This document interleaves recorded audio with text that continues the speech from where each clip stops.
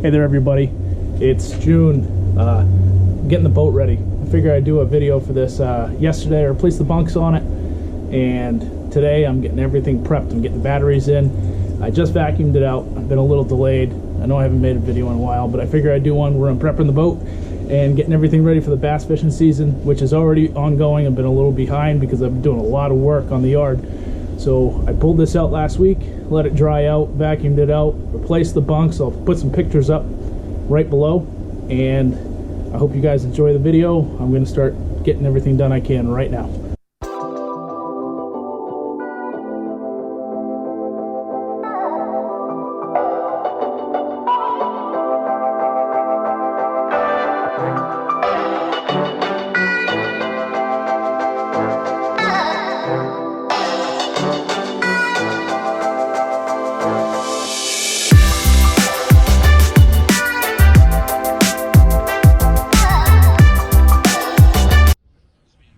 So really quick before I keep going, I just installed the battery and I got a bunch of wiring there.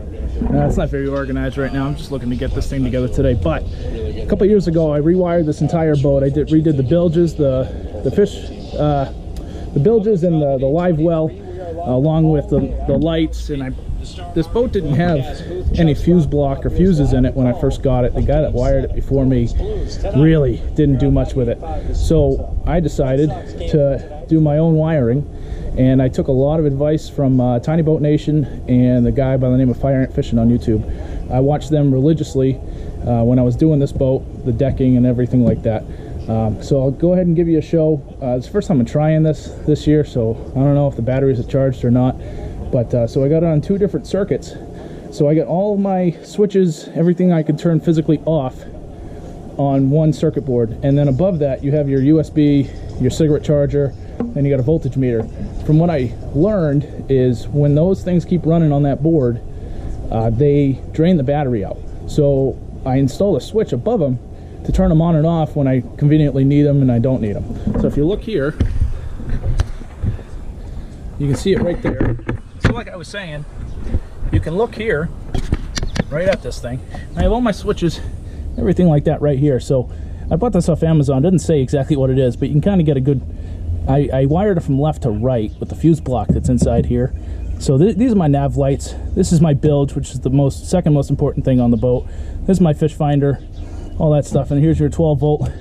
Whoop, yep. Here's your cigarette lighter. There's your USB chargers and your voltage meter there. So when I take this is a racing switch. I flip that up, turn that on, and you can see the voltage kicking up at 12.4. So that tells me that the battery is throwing out 12 volts, which is great.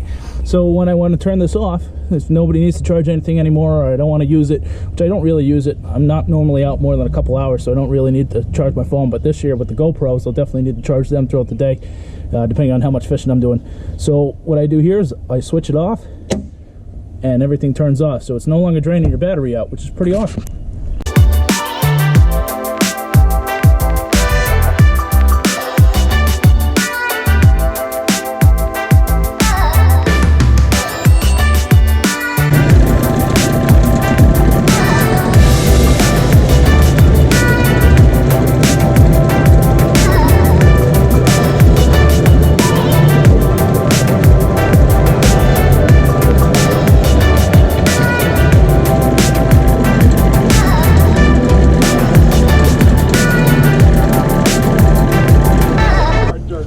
The old 2-stroke, back at it again for 2019.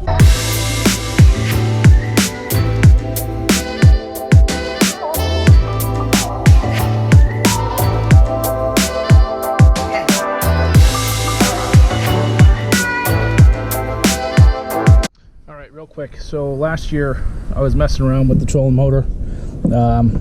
I bought it when I first bought the boat about 4 years ago, and the trolling motor was secondhand. Bought it for 80 bucks.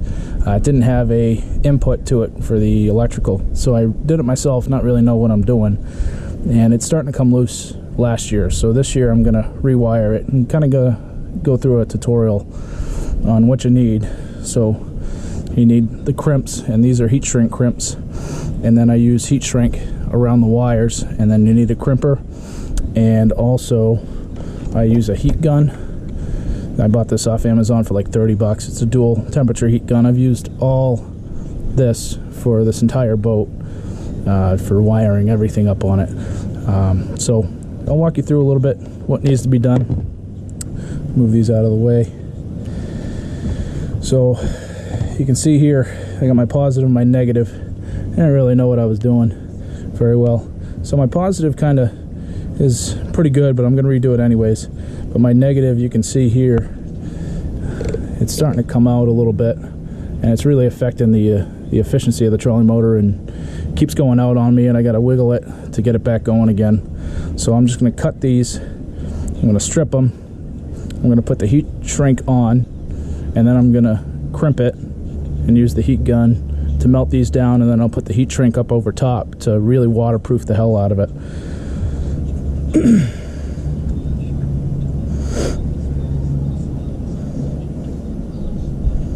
I'm going to try to cut it as close as I can to the point where I originally heat shrunk it on.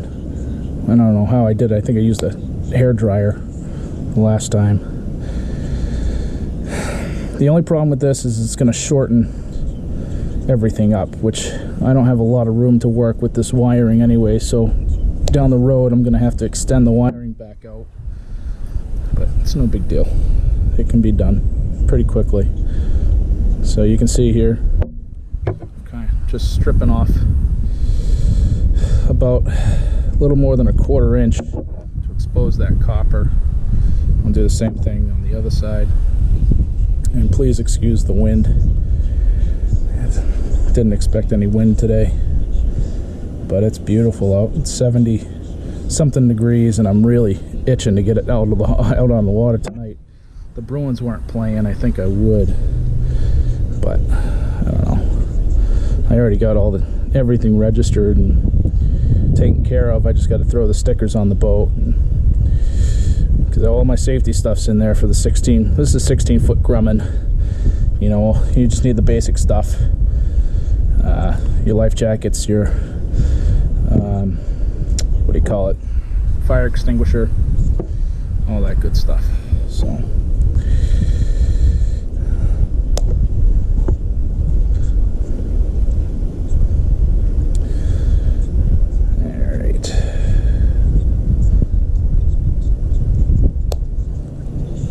Alright, so that's done on the positive.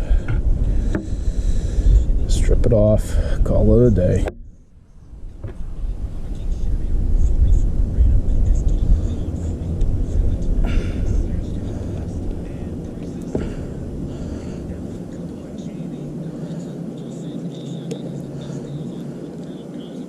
Go a little bit more on that one.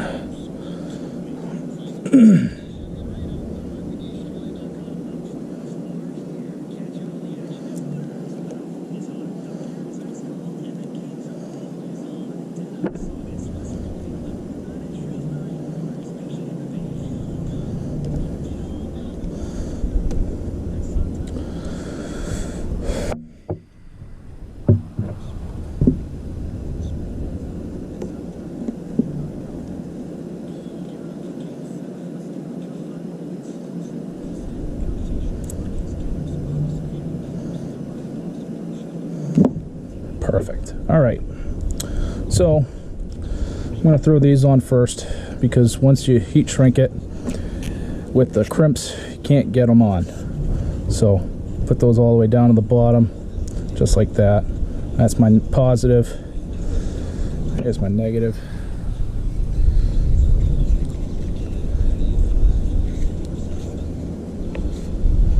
All right, good. So make sure those are nice and straight. Make sure these are nice and straight. When I put in the heat shrink crimp, do my negative first.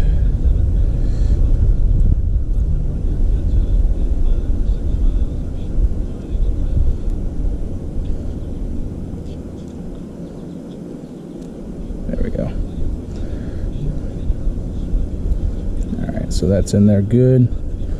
You don't gotta tighten it up to death, but you want to get it in there, that way it doesn't come out, because there'll be some warping when you put the heat gun on it. So you want to make sure that they're in there good enough. And then I'll just crimp it a little bit on each side. That way it holds on. Alright, then you come in with the heat gun. I put it on low heat because it's pretty hot out here today. So I don't want to melt it and distort it too bad. And you're gonna see when you put the heat gun on it, it's gonna shrink right up on you. I probably shouldn't be doing this on the carpet, but that's okay. It's starting to melt the carpet.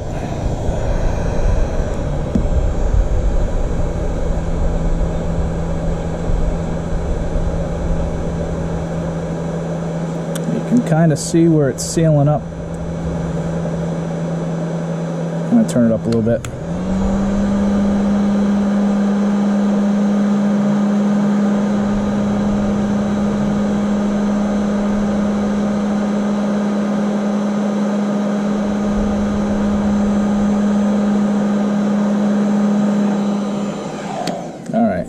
Let that kind of dry out for a second. Make sure it's not too hot, too cold. It's all good. So then I'll throw this, slide this right on top of it. That way it gets a nice seal. And I'll just do the same thing again, right in the same spot. You want to make sure this thing really comes down all the way. Boom. Just like that.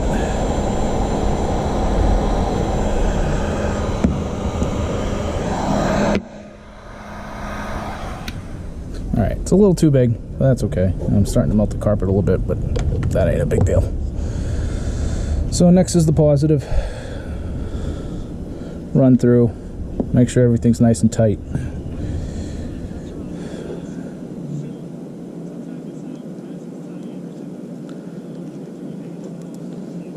That one's going to go up a little bit because it seems like my positive wire has a little bit less. I think it's a 14 gauge negative and it seems like a 12 gauge positive, so that's not cool. But you want your positive to be thicker than your negative, I think. I don't know, I'm no electrician, but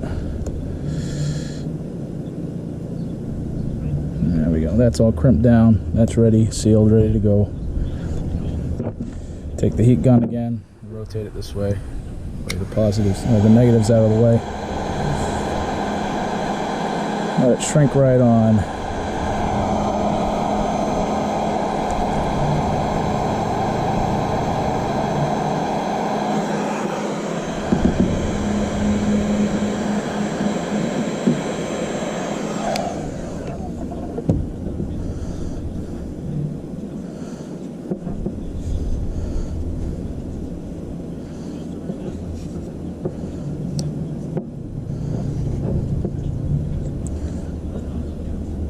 Alright, hit it with the heat shrink one more time, seal it up as best as it can be. There we go, that one sealed a lot better.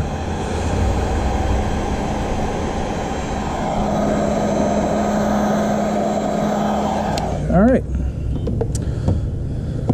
so that's a little tutorial on that. I'm going to plug it in once I get the trolling motor on its bracket and get ready to work it. So I've mounted trolling motor somewhat. Here's my pedal, my plug. I'm plug it in and see if I did it the right way. And then there you go. So my trolling motor's all set for the year. Rewired. It was on 1. Now it's on 5. Check. It's constant. And then off. Cool. It's good to go.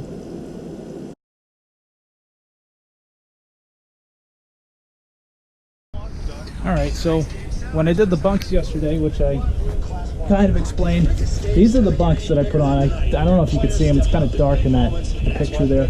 I picked them up at Martin's for 50 bucks. They sell on Amazon for like 120. So it was a real steal to find these things, but it was a big pain to take them off. Take the old ones off and put them on. I think the guy before me that owned the boat, let me turn my radio down here. I think he put it in the Piscataqua, and I definitely put it in the Piscataqua River, which is saltwater. It's saltwater river. So all the bolts on it were completely corroded off. So I spent 3 trips to Lowe's yesterday figuring out what the heck I needed, because I'd never done it before. I never did research on it, so I did it all myself. And I used the old hardware that were on the bunks. So I cut all the bolts, took the bunks off, the old ones, which were old rug ones, and then put these ones on in no time. I just needed to get new nuts after, I don't know, I didn't line them up right or something. I don't know what the heck happened, but I've got lock nuts. I'm using stainless steel, so if they ever come off, I'm gonna have to cut them off again. So, but I did take my guides off before doing that, so now I'm gonna put the guides back on. I took this boat to the lake earlier and just took it off the trailer to test it out with the roller bunks, which they made a huge difference. But I was gonna put the guides back on at the boat launch, but I didn't want to mess anything up for anybody else at the boat launch today, because it's not a busy day. It's Wednesday, but I don't want to be that guy, you know what I'm saying? So I'm going to put the guides back on. Hopefully I have the right tools with me.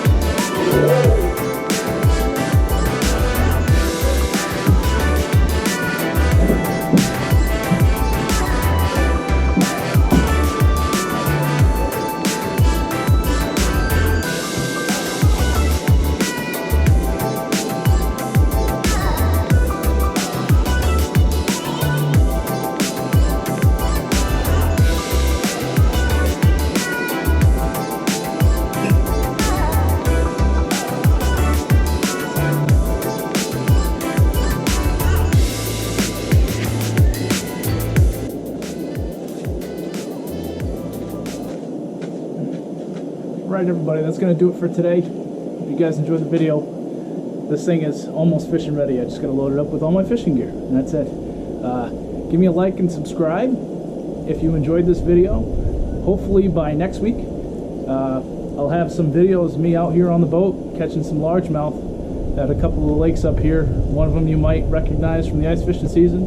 Another one I haven't been to. I didn't ice fish this year, but I will definitely freshwater fish it, because there's some good bass in there, smallmouth and largemouth, and hopefully I'll give you guys some good content through the summer, as long as this thing keeps running well, which I've had it for 4 years. I plan on doing some maintenance to it come the fall time and getting the engine at least cleaned out, redone, and then put back on the boat, because it is an 86 28 SPL Johnson, which Johnson I think made some of the best two-stroke motors ever. I think they should come back, because I love Johnson engines. But I hope you guys enjoy it. You guys have a good afternoon. Go Bruins. Stanley Cup Game 7 tonight, baby. Let's go.